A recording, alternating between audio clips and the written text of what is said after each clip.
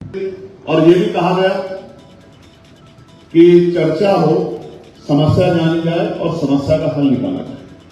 तो इसलिए आज की जितनी चीजें आपने रखी, चाहे वो तालीम से जुड़ी हो, चाहे वो रोजगार से जुड़ी हो, चाहे वो धार्मिक आदत से जुड़ी, उन सब चीजों को नोट किया गया। उनको हम लोग आने वाले चुनाव में अपने मैनिफेस्टो में लेके आएंगे, इस बात का मैं आपको वादा दे रहा हूं।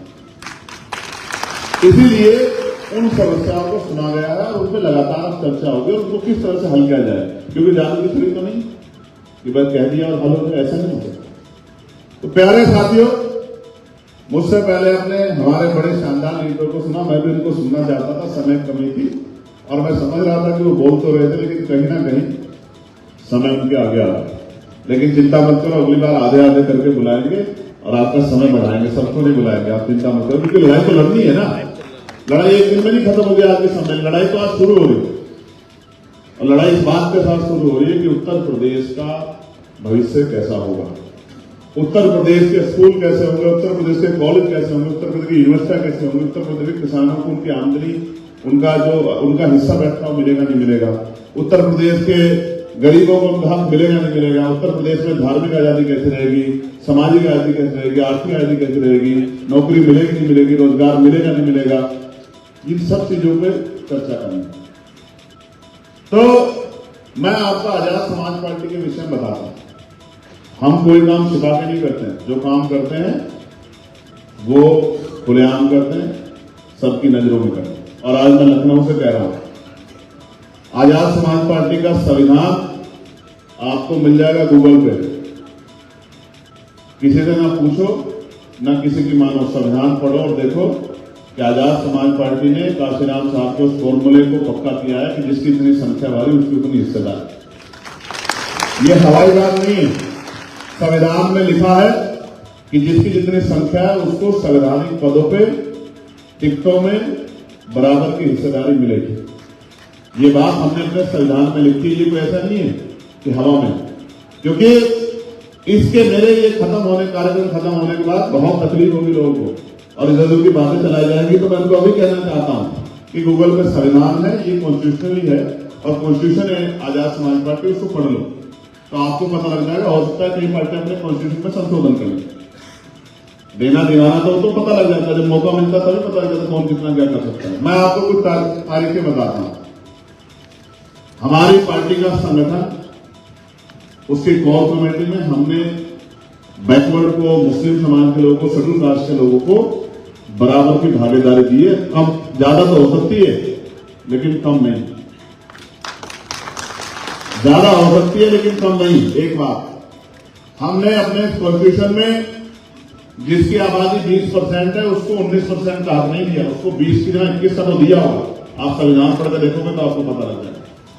हमने चाहे जिला पंचायत के टिकट दिए हो या विधानसभा चुनाव में टिकट दिए हो, हमने जिसकी इतनी संख्या थी उसी आधार पर टिकट दिए। हमने शेड्यूल कास्ट की भी अन्य जातियों को टिकट दिए। जो लोग कहते हैं कि शेड्यूल कास्ट के अन्य जातियों को टिकट नहीं मिलता, हमने मुस्लिम भाइयों को भी बराबर के टिकट दिया। हमने संगठनात्मक उसमें उत्तर प्रदेश में हो या देश का कोई और स्ट्रक्चर हो, हमने उसमें भी अपनी तरफ से, जैसे बिहार का चुनाव और जोहर आजाद साहब हमारे वहां प्रदेश अध्यक्ष, उन्हीं के नेतृत्व में चुनाव लड़ा जाता है। उनके बिना, उनकी मर्जी के बिना या उनकी जानकारी के बिना कोई काम नहीं होता। जोहर आजाद साहब इस मंच पर बैठे हैं, वो बता दें। उससे पहले झारखंड का चुनाव हुआ है, काशिफ रजा साहब वहां प्रदेश अध्यक्ष है, काशिफ रजा साहब यहां बैठे, पूरा चुनाव के नेतृत्व में लड़ा है। कितनी सीटों पर लड़ा जाएगा, कौन कौन प्रत्याशी होंगे, किसी ने कोई हस्तक्षेप नहीं किया। राष्ट्रीय कमेटी को जो उन्होंने अपना रिकमेंडेशन भेजा, उसी को राष्ट्रीय कमेटी ने माना। ये दोनों लोग यहां बैठे, ये इस बात की गवाह है। तीसरे इम्तियाज साहब बैठे हैं, वो बंगाल के प्रभारी है, वहां संगठन किस तरह डेवलप होगा, किस तरह काम करना है, इम्तियाज साहब में बैठे, उनके काम में कोई वो नहीं करता, वो राष्ट्रीय कमेटी सलाह करते हैं, काम अपने आप करते हैं और पूरा काम वहां लगातार चलता है। ये बात मैंने आपको इसलिए बताई। अब सुल्तान साहब बैठे हमारे छोटे भाई, वो युवा के प्रदेश अध्यक्ष हैं।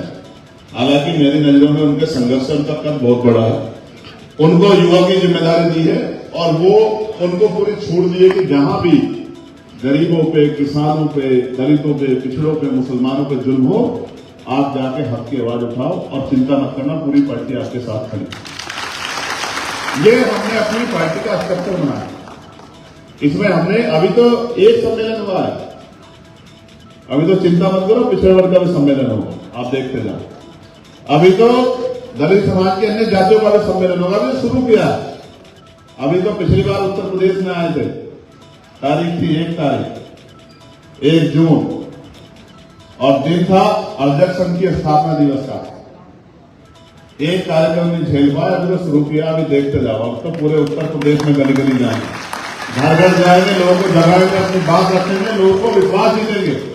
नगीना के लोग यहाँ बैठे हैं, मैं दिल से धन्यवाद करूंगा नगीना के लोगों का, लेकिन नगीना के लोग यहाँ बैठे हैं, गवाही दे सकते हैं कि हमारी लोकसभा में किसी गरीब पर जुल्म करने की हिम्मत किसी शासन प्रशासन के अधिकारियों में नहीं है। इस बात की गवाही नगीना के लोग दे सकते हैं। और नगीना के जो भी मसला होते हैं, जो भी मामले होते हैं, जो भी परेशानी आती है, जितने भी चाहे कितने बड़े अधिकारी जुड़े हो, सब मामलों को हम लोग बैठ के 4-4, 5-5 दिन बैठ के उसको संभालने का काम करते हैं, उसमें न्याय दिलाने का काम करते हैं। ये भी किसी से छुपावा नहीं।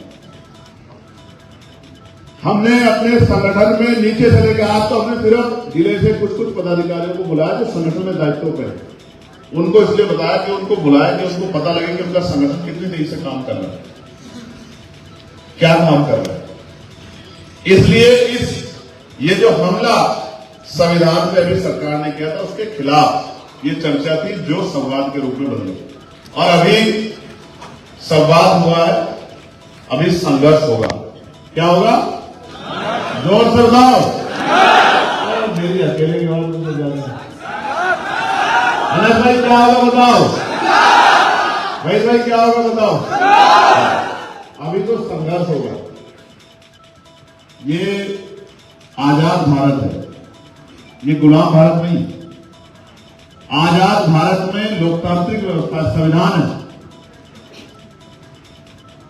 गुलाम भारत में राजतंत्र था, रानी के पेट से राजा तैयार पैदा होता था और चुनाव नहीं होते थे।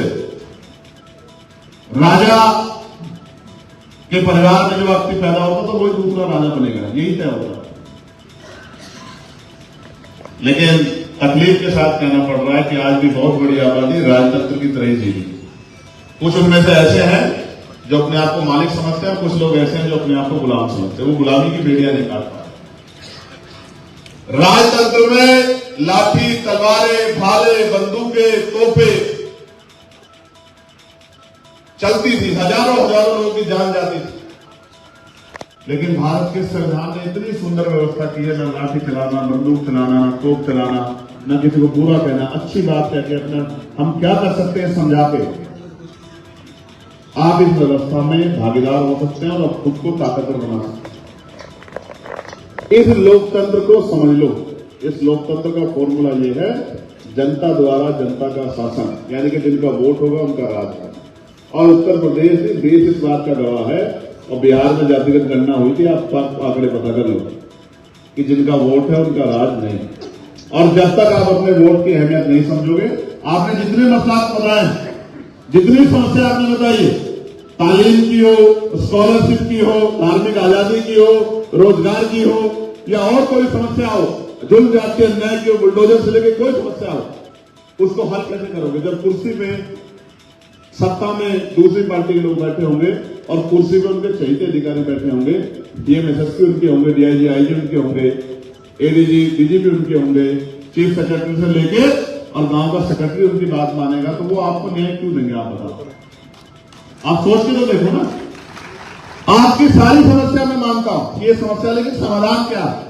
लोकतांत्रिक व्यवस्था में जिसके पास राज होगा, जिसके पास कुर्सी होगी, जिसके पास कलम होगा, वही तो योजना बनाएगा, वही तो नीति बनाएगा, वही तो पॉलिसी बनाएगा, वही तो लागू कराएगा। अब मैं कह रहा हूं कि हमने सब कुछ तैयार कर लिया और वोट हमने अपना संगठित नहीं किया, वोट को हमने इधर उधर बखेर दिया और परिणाम हमारे खिलाफ आए, और दूसरी पार्टी के साथ सत्ता में है, ऐसी पार्टी सत्ता में आएगी तो वो आपको क्या बांटेगी? मिठाई? आपके बच्चों को तालीम देगी, आपको स्कॉलरशिप देगी, आपको सम्मान देगी? वो तो लठी मारेगी ना भाई। वो तो वोट इस बात पे मांग रहे हैं कि आप हमें वोट देते हो, हम इनको लठ मार देंगे। आप समझो, मैं तो खादिम साहब बैठे, मैंने देख लिया उनको। अगर मुसलमान, मैं सच कह रहा हूं, बीजेपी को वोट देने लग जाए इस देश में, मैं सच कह रहा हूं, इस देश में भारतीय जनता पार्टी सबसे नीचे दर्जे की पार्टी हो जाएगी। वो इसी नाम पे वोट मांग रहे जो सत्ता में बैठे हैं इस समय, जिनसे मुकाबला है। मैं किसी और दल पे बात नहीं करना चाहता, मैं तो सत्ता से बात करना चाहता हूं। और इसलिए नहीं करना चाहता क्योंकि उनकी हमारी लड़ाई नहीं, ये तो हमारे लोग गुमराह। वरना हमको जिस तरह से उनके बड़े बड़े नेताओं को जो सबसे बुजुर्ग में से ठीक चीज के धक्के मार के कोने में कर दिया जाता है ना, उसके बाद भी अगर वो समझना नहीं चाहते, अगर वो अपमान को इज्जत समझ रहे तो मैं क्या कर सकता हूं?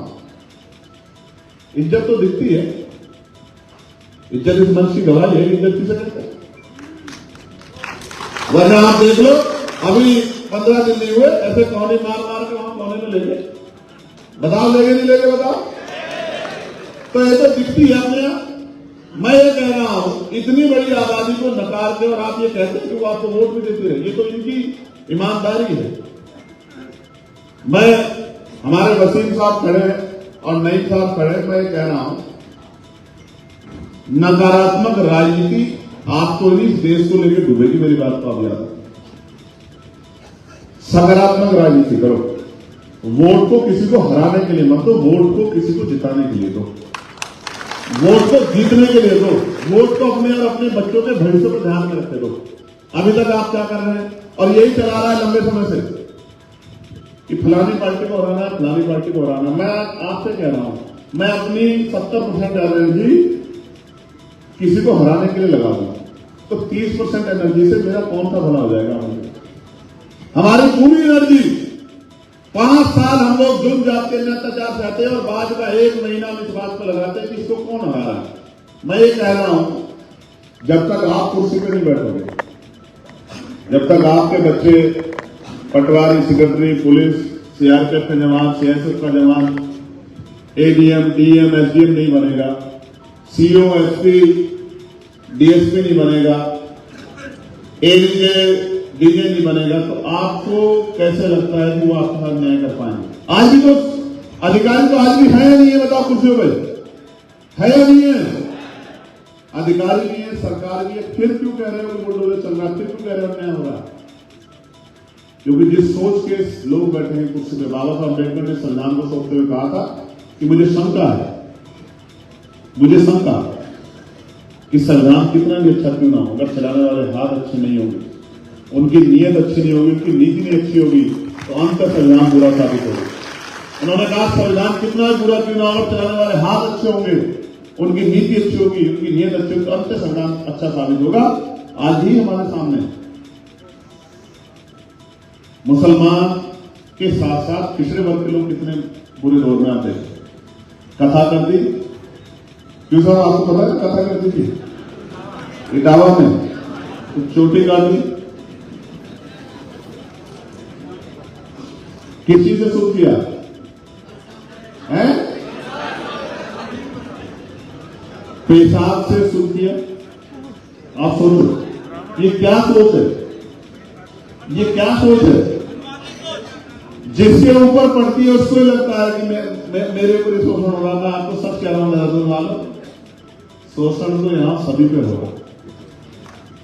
जो सरकार के विचार के साथ नहीं है, चाहे वो अगड़ा हो या पिछड़ा हो या मुसलमान हो या दलित हो या वो कर्मचारी हो या अधिकारी हो, सब शोषण के शिकार हैं। ये सरकार उन्हीं की है जो पूंजीपति उनके साथ खड़े हैं या जो उनकी बात है। ये सरकार उन्हीं की।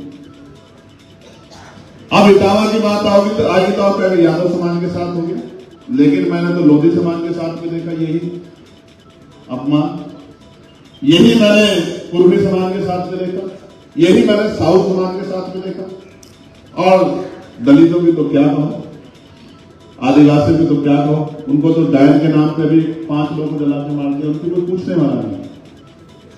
मैं आपको सच कह रहा हूं, जो आज आपको महसूस हो रहा है 70 सालों में, वो तो हम पिछले 5000 सालों से देश में सहते आ रहे हैं, लड़ रहे हैं उनके खिलाफ। बस जरा सा फर्क है कि जो भी दौर आया राजतंत्र का था तो हम राजतंत्र के तरीके से लड़े, और जब लोकतंत्र आ गया तो हमने वोट की अहमियत को समझ के, शिक्षा की अहमियत को समझ के हम लोग लड़े। ये फर्क है। एक बार आप हमारी तरह सोच के इस लड़ाई में हमसे पीछे खड़े हो जाओ, लड़ाई संघर्ष में, और जब हिस्से की बात है हकदारी तो हमसे आगे खड़े हो जाना। हम इस बात की आपको गारंटी देते हैं। संघर्ष में हमारे पीछे खड़े हो जाओ, ढाल बन जाओ। अगर गोली आएगी तो हम खाएंगे, ये नीले पट्टे वाले मैं गारंटी देता हूं। और जब मिठाई आएगी तो आप आगे हो जाना, हम आपका हाथ नहीं खींचेंगे, इस बात का भी मैं आपको विश्वास दिलाता हूं। अम्बेडकर वाली कभी इसका हाथ नहीं मांगता। आज ये महसूस करके देखो, अभी 3 दिन पहले मैं अपने लोकसभा क्षेत्र में था, वहां एक कस्बा धामपुर, और ये मीडिया के माध्यम से जरा लखनऊ में खड़े होकर मुख्यमंत्री जी सवाल है कि धामपुर में चौक पे जो दुकानें थी वो बंद कराई गई, इस बात के साथ कि वो मुसलमानों की दुकानें, जबकि भारत का संविधान इस बात की गारंटी देता है कि धर्म के आधार पर किसी के साथ भेदभाव नहीं हो सकता। आर्टिकल 14-15 इस बात की गवाही देते हैं, इस बात की गारंटी देते हैं, लेकिन वो दुकानें बंद कराई गई, और उसकी नहीं, उस पूरे पश्चिम की दुकानें बंद कराई गई। और अगर वो दुकानें मीट की होती तो मैं भी मान लेता, किसी की भावना हो सकती है, तो मैं भी इसको कहता कि भाई ठीक है, बंद कर लें। हालांकि जिसका रोजगार जाता है पता तो उसको लगता है, जिसके बच्चे भूखे मरते हैं, जिसको पैसे की जरूरत होती है, जो हाथ फैलाता है उसको पता लगता है, सरकार को नहीं लगता है। लेकिन वो दुकानें चाय की थी, वो दुकानें नाई की थी, वो दुकानें छोटे मोटे कारोबार की थी, और उनको इसलिए कह के बंद किया गया कि भाई माहौल खराब है, हालात अच्छे नहीं है, आप तो मुसलमान हो। मुजफ्फरनगर में तो एक हिंदू ही था, उसकी दुकान पे प्याज मिल गया, उसकी दुकान तोड़ दी गई। मैं हमें आपकी परवाह है। मैं ये पूछना चाहता हूं कि आपकी पुलिस क्या कर रही है, आपकी इंटेलिजेंस क्या कर रही है, आपकी कानून व्यवस्था क्या है? अगर आप लोगों की दुकानों की रक्षा नहीं करते, लोगों के कारोबार की रक्षा नहीं करते, तो कुर्सी से क्यों चिपक के बैठे हो? कुर्सी छोड़ के नहीं देते मुख्यमंत्री। अगर आप लोगों के कारोबार की रक्षा नहीं कर सकते, आप संविधान की रक्षा नहीं कर सकते हो, आप न्यायपालिका की रक्षा नहीं कर सकते, आप एक काम तो कर सकते हो कि अगर कोई हक की लड़ाई लड़ने आए तो कुछ लोग जाके पूरे आंदोलन को नाकामयाब कर दे, तो आप उन पर लाठी तो चला सकते हैं, उनके गरीब बच्चों में कान पकड़वाकर उनको जेल तो भिजवा सकते हैं। ये बात हम भूलेंगे नहीं, लखनऊ में खड़ा कह रहा हूं मुख्यमंत्री जी, यह न्याय इलाहाबाद का हम भूलेंगे नहीं। इस बात को आप याद रखना। हमारे बच्चों के पीछे पड़ी एक लाठी हमें याद है, वो जख्म आपने उन बच्चों को नहीं दिए, वो जख्म आजाद समाज पार्टी को दिए, अम्बेडकर वादियों को दिए हैं, वो जख्म आपने चंद्रशेखर आजाद को दिए हैं। इन जख्मों का आपसे हिसाब होगा, मेरी बात को आप याद रखना। जिस बात को मैं किसी भी बात को नहीं मानता, जिस बात को संविधान नहीं मानता, मैं उस बात को मानता हूं जिस बात को संविधान मानता है। और बाबा साहब अम्बेडकर का संविधान, जो बाबा साहब अम्बेडकर का संविधान है, वो इस बात की गारंटी देता है कि जाति धर्म के आधार पर किसी के साथ भेदभाव नहीं किया जा सकता। आप बताओ, जिस आदमी को मुकदमा लिख दिया गया, क्या वो दोषी साबित हो गया? क्या मीडिया के लोग क्या बैठे? दोषी कब साबित होता है? जब कोर्ट उसको सजा करती है, तब वो दोषी होता है, उससे पहले वो आरोपी होता है। पुलिस के क्या हाल है? कानपुर में नहीं देखा आपने? पढ़ा नहीं क्या अखबार आपने कि कानपुर में पुलिस के दरोगा जी ही व्यापारियों का अपहरण करके रंगदारी मांग रहे थे? आपने नहीं देखा? ये कानपुर का मामला है, पुराना मामला नहीं, कल का मामला है। मैंने अखबार में पढ़ा, मैंने टीवी की न्यूज में देखा, उस पर देखा, एक्स पे। पुलिस ने व्यापारी को उठाया, उसको कमरे में जाकर पिता से रंगदारी मांगा, अपहरण किया। हालांकि इस प्रदेश में पुलिस का मुझसे बड़ा हिमायती नहीं हो सकता। अगर पुलिस के लिए, पीआरडी के जवानों के लिए, आशा आंगनबाड़ी बहनों के लिए, भोजन माताओं के लिए, ग्राम पंचायत सेवकों के लिए, पंचायत सहायकों के लिए अगर किसने आवाज उठाई, होमगार्डों के लिए किसने आवाज उठाई है, उनको न्याय दिलाने की बात किसने की? जो किसने नहीं की, वो चंद्रशेखर आजाद ने की। इसमें भी कोई बुराई नहीं। मगर मैं आपसे पूछना चाहता हूं कि जब तक, देखो, कई बार निर्दोष लोग भी सत्ता की सूली पे चढ़ते हैं, उनको कान पकड़वा के आपने क्या बताया हमें कि आप अगर सत्ता में है तो दलितों के बच्चों के कान पकड़वा सकते हैं, उनको अपमानित कर सकते हैं? इसका अधिकार आपको किसने दिया? आपने बुलडोजर चलाया, सुप्रीम कोर्ट ने आपके बुलडोजर पर रोक लगाई कि आप कौन है बुलडोजर चलाने वाले? ये कोर्ट का अधिकार है। आप कोर्ट से बड़े हो गए क्या? आपने नेम प्लेट लिखवाई, सुप्रीम कोर्ट ने आप पे डंडा चलाया, आपको रोका कि आप नेम प्लेट नहीं लगा सकते। लेकिन आप जानते हो, अगर आप ये नहीं करोगे तो जिस तरह से स्कूल आप बंद कर रहे हो मर्ज करने के नाम पे, गरीबों के बच्चों का पढ़ने का अधिकार छीन रही है, मामले कैसे छिपेंगे जो आप अन्याय कर रहे हैं? इसलिए आप इन मामलों को बड़ा बड़ा करके दोहराते रहते हो और बार बार इस तरह की चीजें करते रहते हो। मैं बहुत जिम्मेदारी से कह रहा हूं, मेरा दिल इस बात की गवाही है कि उन बच्चों के साथ जो नाइंसाफी हुई है, मैं उनको मरते दम तक नहीं भूलूंगा। इस बात की मैं इलाहाबाद की इस दर्द की गारंटी आपको देता हूं। वो कौन थे बच्चे? वो बच्चे थे जो चाहते थे कि मैं उस परिवार से मिलने के लिए आया। वो आराम से खड़े होकर मेरा इंतजार कर रहे थे। आपके सत्ता पोषित गुंडों ने उनके ऊपर पत्थर चलाया, उनको पुलिस के द्वारा पीटा गया। और आप समझते हो कि आप पत्थर चलाओ और वो आप पुलिस के डंडों पीटे, वो पीटते रहे आप पे। एक झूठी खबर ने कि चंद्रशेखर आज गिरफ्तार कर लिया गया, उनके मन में आक्रोश पैदा कर दिया। लेकिन ये आक्रोश तो मैंने आगरा में भी देखा, जब एक दलित सांसद के घर पे एक सेना चढ़ गई थी। उन पे क्यों नहीं चले पत्थर, उन पे क्यों नहीं चले डंडे? क्या हम नहीं जानते हैं कि क्या हो रहा है उत्तर प्रदेश में? और ये तो कब है जब वहीं 2 किलोमीटर मुख्यमंत्री जी मौजूद थे। हमें पता है कि देश में दलित पिछड़ा होने की कीमत हमें चुकानी पड़ेगी, और वही कीमत आज मुसलमानों को चुकानी पड़ेगी। मुझसे क्या सुनना चाहता, मैं बताता हूं आपको। मुसलमानों को शूद्र बनाने का प्रयास किया गया कि भाई ये भी शूद्र बन जाए, इनकी धार्मिक आस्था का कोई मतलब नहीं, इनके कारोबार का कोई मतलब नहीं, इनकी एजुकेशन का कोई मतलब नहीं, वो आपको खींच के लाके हमारे बराबर में खड़ा कर रहे हैं। मैं आपको कह रहा हूं, एक बार आप हमें अपना मान के हमारे साथ खड़े तो हो जाओ, फिर आप देखना कि आपके राह के सारे बातें खत्म हो जाए। मैं तो धन्यवाद देता हूं। मैं अकेला ऐसा शख्स हूं जिसको कहने में कोई प्रयोजन नहीं कि मुस्लिम भाइयों ने नगीना में मेरा बहुत साथ दिया, मुझे वोट दिया, मुझे नोट दिया, मेरी मदद की। और ऐसे बहुत सारे लोग हैं जो पत्रकार साथियों को सुनना चाहिए। लोकतंत्र में जनता हमारी होती है, इनका कर्ज है मेरे ऊपर नगीना के लोगों का। और मैं जब तक जीऊंगा, जीवन के आखिरी क्षण तक, जब तक मेरे शरीर में लहू का आखिरी कदर रहेगा, मैं इस कर्ज को उतारता रहूंगा। इस बात का मैं आपको नॉलेज दिया। लेकिन कुछ ऐसे शख्स भी हैं जिन्होंने एक महीने के रोजे वहीं बिताए, जिन्होंने अपनी ईद का त्यौहार जो 1 साल में एक बार आता वहीं बिताया, जो अपने घर नहीं लौटे, अपने परिवारों के बीच नहीं पहुंचे, जिनके घर में जिनकी वालिदा बीमार थी, जिनके वालिद साहब बीमार थे, जिनके बच्चे ईद में उनके राह नहीं थे, वो ऐसे सिपाही आजाद समाज पार्टी ने डट के वहां काम किया और लोगों तक मैसेज पहुंचाने का काम किया। देखो एक मैसेज का देखो, मैंने कहा था असलम भाई बैठे हैं कि वोट तो आप नगीना के लोग दोगे, लेकिन ये आवाज पूरे देश के गरीबों की बनेगी। मेरी बात का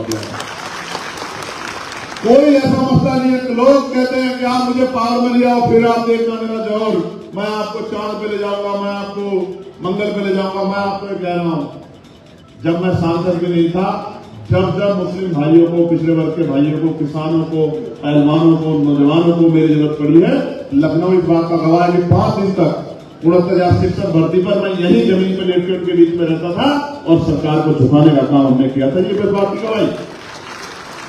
जब पहलवान बेटों का मामला आया, मैं वही साहब के साथ बैठते मौके पर। जब एनआरसी का मामला आया, मैं फिर कहूंगा, लोग कहते हैं आप मुझे वोट दे दो, मैं आपकी लड़ाई लड़ूंगा। कभी मैंने वोट की लड़ाई लड़ी नहीं लड़ी वोट की लड़ाई। एनआरसी का मामला आया, मेरे साथी यहां गवाह हैं, जब हमने बैठ के वो कार्यक्रम बनाया था, मुझे गिरफ्तार किया गया, मुझे जेल भेजा गया, मेरे ऊपर आरोप लगाया गया कि चंद्रशेखर ने भड़काऊ भाषण दिया। और जब कोर्ट में पूछा, मुझे भी जेल भेजा गया। मैं मीडिया के साथियों को बताना चाहता हूं, आरोपी में और दोषी में फर्क होता है। मेरे ऊपर आरोप लगा, मुझे भेजा गया। जब जज साहब ने पूछा, महिला व्यक्ति के, बताइए क्या भाषण दिया चंद्रशेखर ने भड़काऊ के साथ? भाषण हमारे पास है नहीं। तो उन्होंने कहा बेवकूफ समझ रहे हो तो उन्होंने मुझे बेल दी। मैं बात आपको इसलिए बता रहा हूं, अखलाक का मामला हो, पहलू का मामला हो, मजीद का मामला हो, नसीर का मामला हो, आदिल का मामला, अलीगढ़ का मामला, मेहतौर का मामला, चाहे नहार का मामला, चाहे कर्नाटक का मामला, गुजरात का कोई एक, और ये सुल्तान साहब यहां बैठे हुए, चाहे औरंगाबाद की मस्जिद का मामला, चाहे मौलाना फिरोज का मामला हो, चाहे ये बराबर में जो बहुत चर्चित रहा, ये मुरादाबाद संभल का मामला, कोई एक ऐसा मामला आप नहीं बता सकते जहां किसी गरीब को मेरी जरूरत पड़ी हो और मैंने उससे हाथ खींच के अपनी फेर के मैंने खड़ा हो गया, कोई एक नहीं बता सकता। हमारी पूरी पार्टी ऐसी सोचती है, हमारे सारे कार्यकर्ता ऐसे सोचते हैं और हम ये जानते हैं कि हमें किस तरह से मिलकर लड़ाई को आगे लड़ना। कोई एक जाति एक धर्म के लोग आंदोलन को कामयाब नहीं कर सकते, हमें सबको मिलकर लड़ाई को लड़ना। तो आपके मसला जो आपकी समस्या है वो हमारे सामने है और मैं आपको विश्वास दिलाता हूं, यहां तो आपके जैसा भोला मैंने नहीं देखा है। एक पार्टी ने आपको कहा हम आपको 18% आरक्षण देंगे और पूरे 5 साल सत्ता में रहे और 18 की जगह 18 भी नहीं थी और पूरा बीत गया सब कुछ। और फिर उसके बाद दोबारा चुनाव आया तो फिर देंगे, आइए वोट दीजिए, फिर देंगे, आइए वोट दीजिए। आज मैं इस मंच से माननीय प्रदेश अध्यक्ष जी ये घोषणा करता हूं, आजाद समाज पार्टी सरकार बनाएगी तो एक अकेला मुख्यमंत्री बनेगा, 3 मुख्यमंत्री हम लोग बनाएंगे। मुस्लिम समाज से, पिछड़े समाज से, पिछड़े समाज से, तरुण कास्ट के लोगों से हमारी पार्टी इस बात की गवाही देती है कि हमारे यहाँ कोई भी राष्ट्रीय अध्यक्ष हो सकता है। हमारी पार्टी का कॉन्स्टिट्यूशन इस बात की गवाही देता है, हमारे यहाँ कोई भी प्रदेश अध्यक्ष हो सकता है। हमारी पार्टी कॉन्स्टिट्यूशन इस बात की गवाही देता है, हमारे यहाँ कोई भी चीफ मिनिस्टर बन सकता है। हमारी पार्टी का संविधान इस बात की गवाही देता है कि हमारी पार्टी से कोई भी प्राइम मिनिस्टर बन सकता है, कोई एक जाति धर्म का व्यक्ति नहीं बन सकता। इस बात की हमने अपने कॉन्स्टिट्यूशन में गवाही दी। मैं आपका यहां पहुंचने पे बहुत धन्यवाद करूंगा। समय बहुत हो गया है, समय बहुत हो गया है।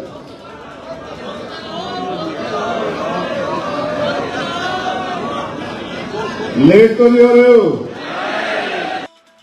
लोकतंत्र में जिनके पास ताकत होगी उन्हीं को इज्जत की जिंदगी मिलेगी, उन्हीं के बच्चों को रोजगार मिलेगा, उन्हीं को नौकरी मिलेगी, उन्हीं को समान का जीवन मिलेगा, उन्हीं का कारोबार बचेगा, उनको ही आगे बढ़ने की आजादी मिलेगी।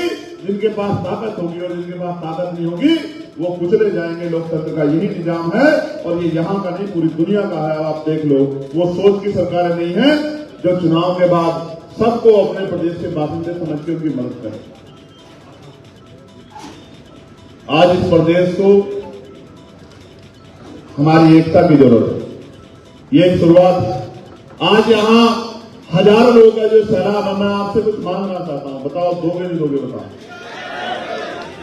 नहीं दोनों हाथ उठा के बताओ अगर दोगे तो। 2 बच्चे हैं जो मुझे नहीं दिख रहे, जिनके हाथ नहीं उठे हैं। मेरी नजर से ये मत समझ लेना कोई छिप जाएगा, कोई बच जाएगा। इमरान भाई, मेरी नजर से ऐसा बहुत कम मुमकिन है कि मेरी नजर से कोई चीज बच जाए। हाँ नीचे करो, हाँ नीचे करो। बहुत बहुत बहुत इस प्यार के लिए, इस मोहब्बत के लिए आपका बहुत शुक्रिया। मैं आपसे कह रहा हूं, इस प्रदेश की बात मैं करता हूं। स्कूल कहां बनेगा, कॉलेज कहां बनेगा, यूनिवर्सिटी कहां बनेगी, मेडिकल कॉलेज कहां बनेगा, एम्स कहां बनेगा, रोजगार किस डिपार्टमेंट में मिलेगा, नौकरी किस डिपार्टमेंट में मिलेगी, लोन किसको मिलेगा, जमीन किसको मिलेगी, घर किसको मिलेगा, शिक्षा की व्यवस्था कैसी होगी, कानून व्यवस्था कैसी होगी, पेट्रोल के क्या दाम होंगे, डीजल के क्या दाम होंगे, किसको परमिशन मिलेगी, किसको नहीं मिलेगी, ये सब सत्ता तय करती है। और अगर आप सरकार में नहीं है, सरकार से बाहर हैं, तो आपकी आबादी कितनी हो इससे कोई फर्क नहीं पड़ता। आप 1 लाख लोग सड़क पर निकल जाओ, एक अपने ऊपर हुई एफआईआर नहीं वापस ले सकते, लेकिन आप 1 लाख लोग एकजुट होकर वोट दे दो तो आप अपनी विधानसभा में एमएलए बना सकते हो और वो एमएलए विधानसभा में खड़े होकर एक नहीं हजारों लोगों पर होने वाले अन्याय को रोक सकते। मैं आपसे ये मांगना चाहता हूं, मैं चंद्रशेखर आजाद, मैं आपसे मांगना चाहता हूं, आपने सबको मौका दिया है, सबका हाथ थामा, सबकी मदद की है, सब पे भरोसा किया है।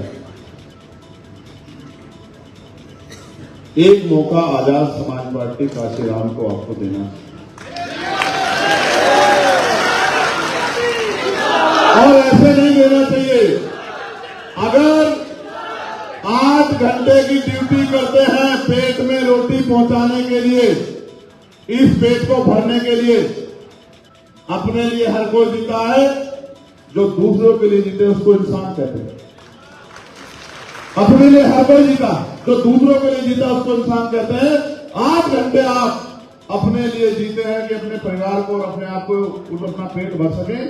1 घंटा इस उत्तर प्रदेश को, इस देश को, इस देश के संविधान को, गरीबों पर होने वाले जुल्म को, हक अधिकारों की जो डाका पड़ रहा है, इसको रोकने के लिए भी अगर 1 घंटा आप रोज काम करें,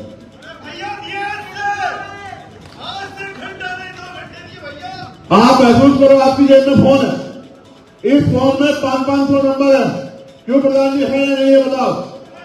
500 नंबर है इस फोन में। अगर आप कुछ ना करो, कहीं ना जाओ, अगर अपने रिश्तेदारों को इस फोन पे कम से कम रिश्तेदार तो आपका भरोसा करते ही होंगे, करते नहीं करते हैं? अगर फोन पे उनको ही समझाने लग जाओ, उनको ही बताने लग जाओ, उनको ही कहने लग जाओ कि मैंने आपको फोन किया है, आप अगले अपने 2-4 रिश्तेदारों को फोन कर लो, इसी तरह से तहरीक चला दो। तहरीक चलती कहां से है, चलाता कौन है, उसके अंजाम क्या होते हैं, ये 3 अलग अलग चीजें। चली है नगीना से, चला आप सब लोग रहे हैं, लेकिन जब अंजाम पे पहुंचेगी तो उत्तर प्रदेश के हर एक आदमी के आंसू पूछने के काम करेगी। इस बात पर मैं आपको विचार दूं, न किसी गरीब पे जुल्म करेंगे और न किसी गरीब पे जुल्म होने देंगे, न किसी को नुकसान पहुंचाएंगे और न किसी को नुकसान पहुंचाने देंगे। सबका हाथ पकड़ेंगे, सबके धर्मों का सम्मान करेंगे, सबके बच्चों को आगे बढ़ाने के लिए नए इंतजाम करेंगे, एक नया इंकलाब करेंगे, एक नई आंधी लाएंगे, एक नई ताकत बनाएंगे। एक ऐसी सियासी ताकत होगी जिसमें हर एक आदमी भी, विरोधी भी ये महसूस करेगा कि ये ताकत किसी को मिटाने के लिए नहीं है, ये ताकत सबको आगे बढ़ाने। ये कब होगा मेरे साथियों? 1 साल का कार्यकाल हुआ है मेरा भी। आप समझिए किसी दफ्तर में कोई काम करने जाता है तो 1 साल की तो ट्रेनिंग हो जाती है, उसके बाद कहते हैं कि ले भाई अब तू कुछ काम कर ले। 1 साल हुआ है अभी। इस 1 साल में आप बताओ पार्लियामेंट में चंद्रशेखर आजाद से ज्यादा कोई बोलता क्या? बताओ। आप एक रात पहले मसला बताते हो मामला, और मैं तरीका ढूंढता हूं रात में किस तरह से आपके मामले को पार्लियामेंट में उठाया जाए। मैं आज आपको कह रहा हूं, इलाहाबाद का मामला हो या अलीगढ़ का मामला हो या नहल का मामला हो या देश में कहीं भी दलितों पे, पिछड़ों पे, गरीबों पे, किसी भी जाति धर्म के लोगों पे, महिलाओं पे, किसानों पे कोई जुल्म हुआ है, जैसे अनंतपुर में गुर्जर समाज के लोग साथ अन्याय हुआ, उनके घर गिराए गए, और मैं गुर्जर समाज के लोगों को बहुत दिनों से समझा रहा था कि जलते घर को देखने वालों, फूस का छप्पर आपका, आग के पीछे तेज हवा है, आगे मुकद्दर आपका है। तेरे कत्ल पे मैं भी चुप था, मेरा नंबर अब आया, मेरे कत्ल पे आप भी चुप हो, अगला नंबर आपका। मैं गुर्जर समाज के लोगों को समझा रहा था। लेकिन अब जब वहां फरीदाबाद में अनंतपुर में 60 साल से जो वहां रह रहे हैं, अब उसको जब बुलडोजर चला तो कल उनकी पंचायत, उनको समझ में आया कि जो सत्ता में लोग बैठे हैं वो किसी के नहीं, उनको सिर्फ पूंजीपति खुश करना। और मैं आपको एक और बात बताता हूँ, बहुत कामयाब बात बताता हूँ। उनके सांसद हैं, उनके मंत्री हैं, अब वो उनके पास जाते हैं तो हाथ जोड़ लेते हैं। मैं यही आपको बताना चाहता हूं कि जो विधायक, सांसद आपका होते हुए भी, आपके बीच का होते हुए भी आपकी समस्या को नहीं उठा सकता, वो कभी आपके लिए बोल नहीं सकता, आपका भला भी कर सकता। इस बात को आप ये समझते हो कि ये पार्टी सेकुलर है, वो पार्टी सेकुलर है, ये बहुत गंभीर बात कह रहा हूं। इसको घर जाकर सोचना कि चंद्रशेखर भाई ने क्या कहा। आप सोचते हो पार्टियां सेकुलर है और पार्टियों को वोट देते। एक आदमी 20 साल भारतीय जनता पार्टी में रहा और 15 दिन पहले उसने कोई दूसरी तथाकथित सेकुलर पार्टी ज्वाइन कर ली। क्या उसका आचरण, उसका व्यवहार, उसका मिजाज बदल जाएगा? बताओ, बदल जाएगा क्या? बदल जाएगा क्या? आप समझो, इस दल से पकड़ो, उस दल में जाओ, टिकट नहीं मिला उस दल में जाओ, टिकट नहीं मिला उस दल में जाओ, और वोट लो, और वोट लेके और जब जुल्म हो के परेशानी तो चुप हो जाओ। ऐसे व्यापार की राजनीति से आपका भला नहीं हो सकता। आपको अपने बीच के लोगों को, संघर्ष करने वालों को, आपके लिए लड़ने वाले लोगों को विधायक सांसद बना के आगे भेजना पड़ेगा, तभी ये लड़ाई कामयाब है। मैं पुनः उत्तर प्रदेश की टीम का और मेरे छोटे भाई डॉक्टर आकिब साहब का, वो इस कार्यक्रम के संयोजक हैं, उन्होंने सबको दावत दी है। और जो देश भर से हमारी लीडरशिप आई है, इनको मैंने भी बुलाया था कि भाई आप आ जाना, आपको पता लग जाए कि उत्तर प्रदेश में जो चिराग आपने जलाया था नगीना से, उस चिराग में कितने नए चिराग जुड़ गए, ये दिखाने के लिए मैंने उनको बुलाया था। आप भी देख लो और कमर कस लो कि आने वाले उत्तर प्रदेश के चुनाव में हमें उत्तर प्रदेश में एक मजबूत ताकत बन के आना है। और जब हमारे बीच का कोई आदमी सत्ता कुर्सी पर बैठेगा, तभी का भला होगा, तभी अच्छे स्कूल बनेंगे, कॉलेज बनेंगे, यूनिवर्सिटियां बनेगी, स्कॉलरशिप मिलेगी, रोजगार के साधन आएंगे, नौकरी आएगी, बैकलॉग भरा जाएगा, प्रमोशन मिलेंगे और ये अन्याय होना बंद होगा। बहुत बहुत धन्यवाद। उठा दो हाथ, पहले मेरे साथ नारे लगाओ, हमारी एकता जिंदाबाद, हमारा भाईचारा जिंदाबाद, दलित मुसलमान करो विचार, पिछड़े दलित मुसलमान करो विचार, पिछड़े दलित मुसलमान करो विचार।